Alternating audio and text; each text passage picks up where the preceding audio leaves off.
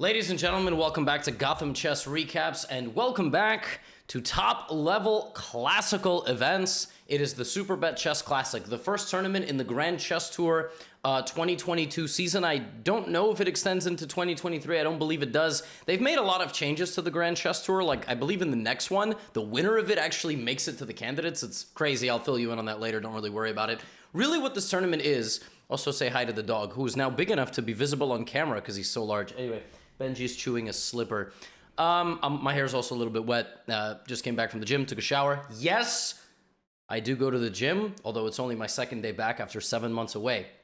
I don't know why you had to know that, but this is like a little therapy session now. Anyway, this is a tournament of 8 players, and half of the field is actually playing in the candidates, which is in about a month. We got Firouzja returning to Classical after a long time. We got Nepo. We have Fabiano Caruana, and we have Richard Rapport. So it's going to be a lot of fun. Let's check out some of the games. So we're going to begin. It's rounds 1 and 2 recap today. 4 games for you. Fabiano, again, it's classical chess. So every game there's 5. Every round there's 5 games. A lot of these games end in draws. So it's a little bit hard sometimes to select games, especially in a small event. All right, I see Benji's going to be causing some chaos. So Fabiano sits down and plays in English, and Firouzja does not play e5, which is kind of interesting. Because c4 e5 is really the main line. Instead of that, what Firouzja does is he plays a Queen's Gambit declined. Now this move order is seldom used. If you're going to play a Queen's Gambit declined, you're going to do something like this, and then e6, and either play a Nimso if they play knight c3, or only play d5 against this move. You very rarely see this move order because it allows white to play the exchange variation, which is this, and white has not developed the knight to f3 yet, so white will spend the rest of the opening developing the other pieces and then putting the knight to e2, and later in the game playing f3, e4. That is what it's considered. It's not by any means, shapes, forms, spirits, or anything like that worse for black, but compared to what you could get, it's slightly, like a tiny micro amount worse. Okay, this is going to be a loud recap. Hey, goofball. Jeez. He has a donut that he likes to chew, like a chewable donut. Anyway, that's exactly what happens in this game. So as you see, it's everything that I've said. I mean, he wants to play, f3, e4. Now, in this position, the move queen c2 is played all the time. Black then proceeds to play a move, such as bishop d6. I don't know if knight f8 is a move. It might be. Maybe not, because black already played this, so that you can't really put the knight here. But knight e4 is a move. Fabiano plays a move that's been played 3 times. Now, I have a suspicion he might be not revealing his preparation. I mean, he's playing a tournament in a month, which is the most important tournament of his life, except for the other candidates that he won. I apologize, that was not played in the game. But I don't know, like, a4 is a move that's not really been played, and the reason I'm saying I think he might be not playing exactly what he wants to play in the candidates, Fabiano was down a lot on the clock this game. He was down like 30-40 minutes, which is surprising because he's like a prep god. And he played a move that, is seldom played, but if he played a move that's seldom played, that means it should be his prep, which means that he should not be down 40 minutes on time. You understand my logic? a4 is just a move. I mean, it's preventing b5, and Alireza just trades bishops quickly. He just gets rid of the dark squared bishop. We have a5, right? So you want to play a6, and black doesn't allow that. He could allow it. For example, he could play knight df6 and allow a6. Now, what he does not want to do is give this to Fabiano, because now Fabiano just has a very easy target and he's completely winning. Yes, he's actually just winning. For example, if queen b7, you can play this, and even though you can make the case that black gets a pawn of his own, black is now left with 2 massive weaknesses, and white's cluster of 5 pawns is very solid. So you don't want to do that. So that's why Alireza plays a6, rook a3, and, well, as you can tell from this game, Fabiano is just inching forward on this side of the board. There's a lot of holes in the black position. However, as would be the Queen's Gambit declined, even though, and by the way, there you see the move f3, as in the Queen's Gambit declined often is, it's very solid for black. Now, this looks like a free pawn. It's not. Why is this not a free pawn? White to play and win. 4, 3, 2, 1. Good. Excellent. The move is bishop takes a6. No, just kidding. It's bishop h7 check. It's bishop h7 check. And, he has so many things to chew back there, and he's still whining. Bishop h7 check, and the rook is 1. So you always have to look for checks for your opponents. Shockingly, Fabiano Caruana doesn't make such a horrible mistake. and Alireza brings his knight back. And really, again, Fabiano needs to like make forward progress and at some point play e4. Alireza needs to get enough counterplay that he successfully stops Fabiano from playing the move e4. And the delicate dance of this game proceeds to everything that I just described. Alireza has 4 pieces lined up to prevent the move e4 from happening. And with like 5 minutes on the clock remaining for like 15 moves, Fabiano Caruana just repeats and they make a draw. Levy, what the heck? Why would you make this the first game? Blah, blah, blah, blah, blah. I mean, listen, Firouzja's back. Fabiano's back. I mean, this is a big matchup. But this is unfortunately really what oftentimes happens. I mean, if they play like one of the greatest openings, like, you know, Sicilian, Queen's Gambit Decline, Nimso, if you don't get anything from the opening and the position sort of just becomes a unstoppable force meeting an immovable object, you know, that's it. Here, actually, what's funny is if you let the engine think, it tells you white is better. It says 0.5. But it can't come up with a plan. So after knight f6, my engine says queen g3, queen d8, rook d1, okay? Then it says bishop c2, rook d2, bishop f5, and then it proceeds to say queen g5, queen d6. So it wants to repeat moves again. As many like moves that you can make with white, you can't play e4. If you can't play e4, there is nothing to be done here. Literally, if you let Stockfish run, it just shuffles moves back and forth. It thinks white is better because white has a little bit more space. Black has a mildly unpleasant position, but there's nothing. And so Fabiano just decides to repeat moves. And I'm really confused about this whole a4 thing. Because like I said, it's a very rarely played move in a position where thousands of games have been played. So what happened? Does Fabi have something in the main line he wants to detonate upon one of these bozos in the candidates? Like what does he do, right? Because a4 is not a move that's played a lot, but he spent all his time. So something doesn't add up. The only decisive game of the first round was the game between Wesley So and Shahryar Mamedyarov. We'll see if Mamedyarov can beat Wesley with black. Here we do have a Nimso Indian, so Wesley doesn't play knight f3, he plays knight c3, and Shah doesn't play d5, right? He plays bishop b4. We have a main line up until this moment. When Wesley totally goes away from the main line, he takes, which is really rarely played, and then he plays a3. So he doesn't even develop his knight. He also doesn't play bishop d2, which is common.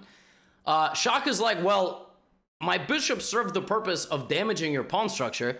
Now that you just kick me out, I'm just going to go back. I see absolutely zero reason to, right?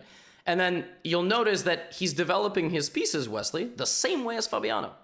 So just because you don't necessarily have the same opening, you can still get the same structure, which is cd5, ed5, same exact structure as the last game, right? Mirror image, right? Now, does that mean that Wesley will play a4? I don't know. We'll see. Rook e8, b6, b4. Now, up until this moment in the game, the players were following a game, report vidded March 3rd, 2022. Do you remember where that game was played? Do you remember? No, not in a public toilet of a train station on chess.com. No. It was played in Belgrade, in Serbia, in Beograd, in Serbia, in a Grand Prix. In that game, knight d7, knight f4 happened, and Vidit did not take on f4. In that game, Vidit played the move bishop to b7. In this game, bishop takes f4 was played. You can 100% guarantee that both players knew of that game.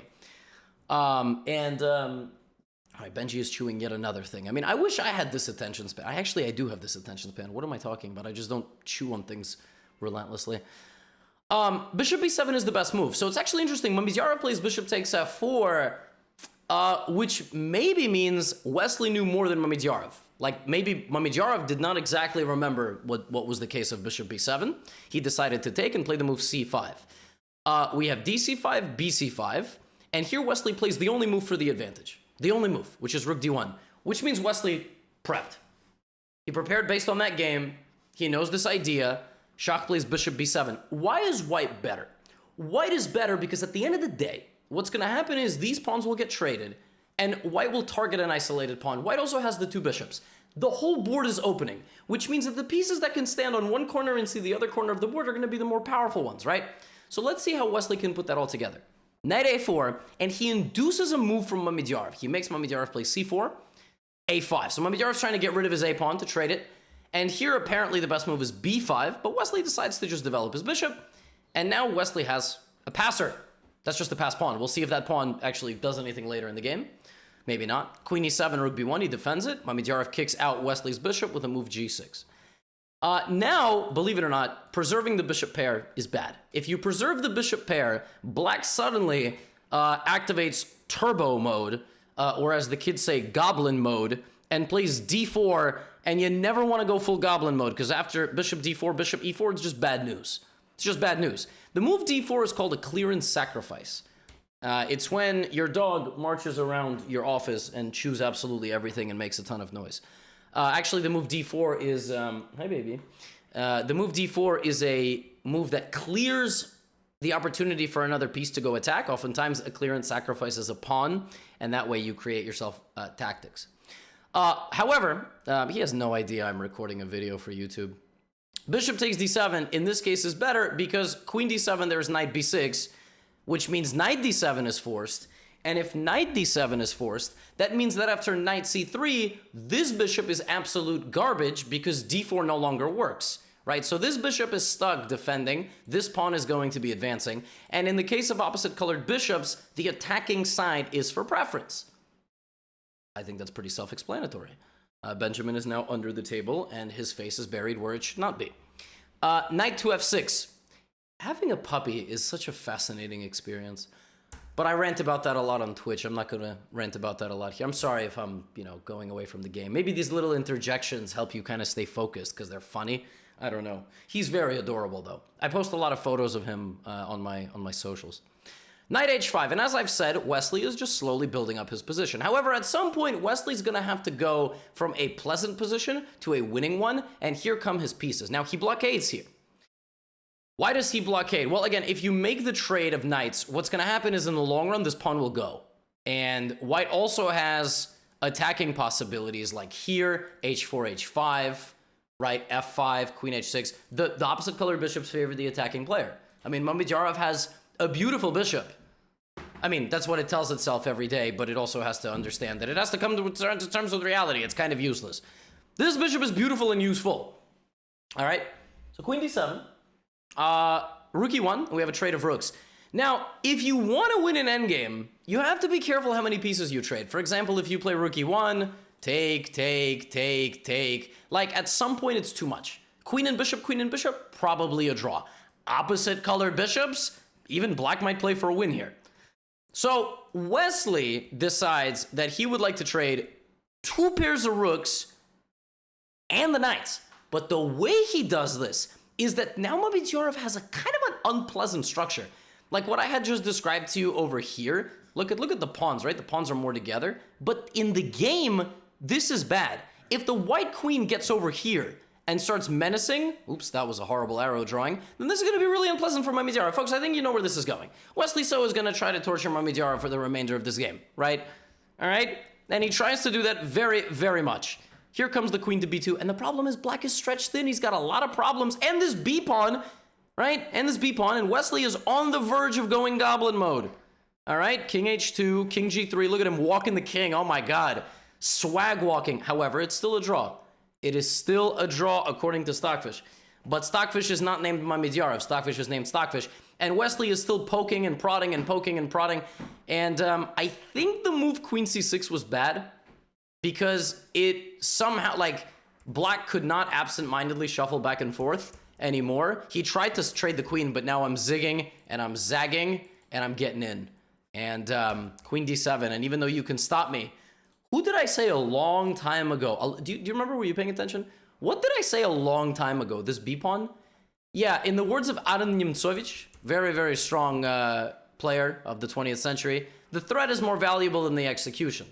That b-pawn survived the apocalypse, emerged from its bunker, and played one move. And Wesley So won the game on the spot. Mamedyarov took and resigned because queen e6 leads to mate. All the pawn had to do was move one time. That's it. Amazing, right? Speak softly and carry a big stick. And Wesley speaks softly. I don't know about carrying a big stick, but I don't know what you think about Theodore Roosevelt as a president.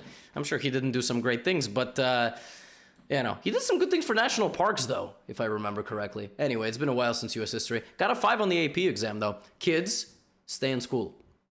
All right? Yeah, b5 and the game is over. So Wesley wins. Big win for him. Next game I would like to show you is the game between Mamidyarov again and Rapport. We're actually going to round 2 now.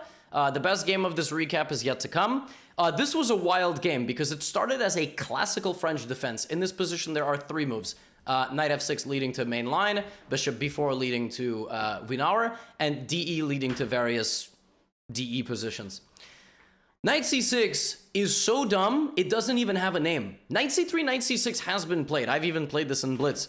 But it's not a good move. Like, it's not a good move because after e5, none of the French makes sense anymore. You can't even play this. f6? Now, by bad, I mean plus 0.5. Obviously, and nowadays you can basically play anything. Rapport is playing like this with black because he wants to win. I mean, that's really it. So I give him a lot of credit. This is a bad variation. For chess purists, this is a bad variation. For example, if I recommended the move knight c6 in a YouTube video, a 2,000 rated player would start a thread about this video on Reddit/chess and go, I don't understand why Gotham recommends suboptimal openings to his viewers. When I run this through Leela, it says 0.8. But Rapport is playing it in the Superbet Chess Classic with black against Mamidyarov, right? So it's a bad opening in terms of meta, but you have to prove it, and Mamidyarov is trying. He plays like queen d7. Like you gotta have what to play like this, right? But that's Rapport. That's why we love the guy. And from a very early opening standpoint, like white is better. I mean, black's queen is sort of dumb. His bishops are sort of blocked. But you're not going to memorize all the opening, right? So knight h4, Mamidyarov is trying to bring the queen out, hit the king, but we have this move h5. I mean, like, what is this? I mean, this is insanity, but Rapport is trying to equalize. And the thing is, once you equalize in a position that's incredibly dynamically imbalanced, black has chances to play for a very legitimate win, which we have not seen from either of the... We haven't seen that from Firo, and we haven't seen that from Mamidyarov in the last game. So it happens, right? Queen f3, bishop g7, and Rapport plays e5, and Mamidyarov plays bishop a3. So bishop a3 is, I mean, look at this bishop. That is a laser beam bishop, and you're threatening, by the way, what you're threatening is, you're threatening to actually straight up take the knight, and then play knight g6, and it's a fork. So we have bishop g4 attacking this, rook g8, stepping out of the fork. The king is still moving. Rapport's king is in the middle of the damn board. And you know what the craziest part is? He's closer to equality than he's ever been. Apparently, after this, black's best move is to play rook ae1. Taking is bad. And now what does Rapport do? Closes the center, plays the move e4. You're not touching me anymore. Now, Mamidyarov should probably play f3. The problem for Mamidyarov is that stops the defense of this, and he loses a piece. So he can't do that. So what does he do? Moves the knight out of the way, and then plays this. But he has to sack a pawn. And now Rapport plays this well-timed f4, the only move. Danger levels, you hit the white queen, it takes, and you lure it in. Rook af8. Benji, what are you doing, you bozo? Thank you. Thank you for giving me the hat that you are violently throwing around with your face. Queen d2 back. Now the bishop retreats. You know what's crazy? We take a lot for granted here, but Rapport is playing only moves. This is the only move. You have to take the pawn, luring the queen out to slap it with another rook move, and then bringing the bishop out of danger to that square and that square only. One pawn is preventing 19 points of avalanche falling your way. And yet, you know what the eval is? Zeros. Mamidyarov now plays rook e4, sacking the rook and picking up the queen, but he loses 2 rooks for it. And the king just books it. King just runs away, h3, and now again, kaboom! What? That's just the loss of a bishop. What the heck is Rapport doing? Bishop d4. Rook g1 is coming. Why are Mamidyarov's horses on the... It's an absurd position. I mean, honestly, this is like a bad trip of a chess position. Check. And when the dust settles, rook versus 2 knights is just equal. Rook versus knight and bishop, the knight and bishop are preferred. But 2 knights kind of stumble over each other like drunk guys at, a music festival, and the players repeat moves. So, an exciting game. Definitely an exciting game. The problem is the line was so bad for black that even though it was exciting, Rapport had to constantly find only moves, not to get vanquished to the Shadow Realm.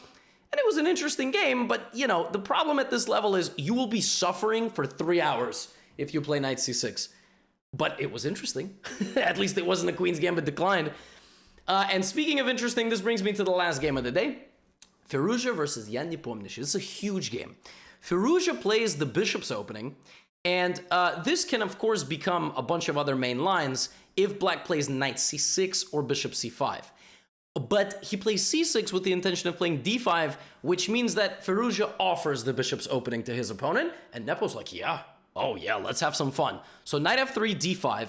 Oh, and I apologize. Actually, before this game, I was going to check the theory of this game and where they left it. I'm going to just dip into the database real quick because I was going to do that and I completely forgot. That's what I thought. And I know you can't see anything on the board. Don't worry about it. I will catch you up to speed. I usually do this before I record, but I want to, you know, I want to be perfect here. Right. Okay, fantastic. So there were a couple of main breaking points from theory in this opening. So bishop b3, a5 is the third most popular move. It's actually the best move by like a very slim margin according to Stockfish, like literally minus 0.03, which is what these guys rely on. There's a few other moves, obviously. There's obviously, you know, you try to bait your opponent into, okay, the bishop goes back to defend the center. This is obviously trying to apply a little bit more pressure to the black position. And this position has been reached about 40 times. This is a move that scores 62%, sample size of about 15 games. The alternative is, of course, castles. And this position after knight f1, like maybe 3 games remaining. Black plays h6, and here Jan plays a move that's so absurd, I do not understand it in the slightest. Jan plays bishop f4. I don't get this move. The idea is not to take this, I don't think, because white just gets the open f-file, castles. So I don't actually understand what the point of bishop f4 is. Maybe preventing white from easy development. I don't know. Preventing white from castling long. I don't know. You would think that white is going to go here, castle, and pressure the center. But it's not so simple, right? So what is Firouzja's next move? If Firouzja offers a trade of bishops, then black can apparently even consider playing g5 and getting this. Apparently even this is good for black. Even though the black queen side is completely frozen, and even though white seemingly can go after this, just a very simple queen b8, even maybe f3 or knight h5. I mean, it's insane. Black can just hold the f4 kind of spot, and I don't know. It's kind of crazy. I think bishop f4 might be trying to prevent white from castling queenside. So we get an extremely imbalanced game. The bishop gets booted, and now Firouzja plays g4. Nepo plays knight f8, obviously bringing the knight to g6. You don't need to be a rocket scientist to figure that out. And speaking of which, are you really going to go here? Because if this, then this. Queen b8, I mean, this is just a very unpleasant, you know, king f2 maybe, but white has no play now. Okay, you stop black's threads, but computer thinks white is better. Computer thinks white is going to go king g2, queen f1, and start an attack. Obviously, Firouzja doesn't do that. He takes on f6. But visually, doesn't this look terrifying? You just pushed a bunch of pawns. Now you have knight h4, knight f3 coming. Yes, but here's the thing. d5 is hanging. So Firouzja, for his troubles, gets a pawn. Takes, and Firouzja is a pawn up. At this point, the computer wants white to go back, and it actually wants the players to call it a day. One of its lines is just repeating moves. It also thinks, of course, black can play on and try to put the knight on d3. H4, knight d3 check. There's queen takes d3, and this is still hanging. So, I mean, it's just a wildly complicated game. If you just look at this position, visually, it looks atrocious for white. White is not castled. 4 of white's pieces are on the back rank except the horses. And even though black's bishop is a little goofy, like, you really think that black is very close to just shredding open the board with e3. I mean, black is super close to just ripping it open. All right? So, queen b3 played. And now h5. I mean, Nepo's just going to start knocking the house down, but knight e3, and Firouzja's defending himself. All right, Firouzja's defending himself. I mean, he goes back to trade queens. Let's not forget, Firouzja's up a pawn. Black cannot trade. Black cannot end up in an endgame down a pawn. He's going to lose the game. So black has to keep the foot on the gas, even if that means banishing his queen to h7. Because even though Firouzja is getting a little bit more active this way, black can't trade. He can't trade.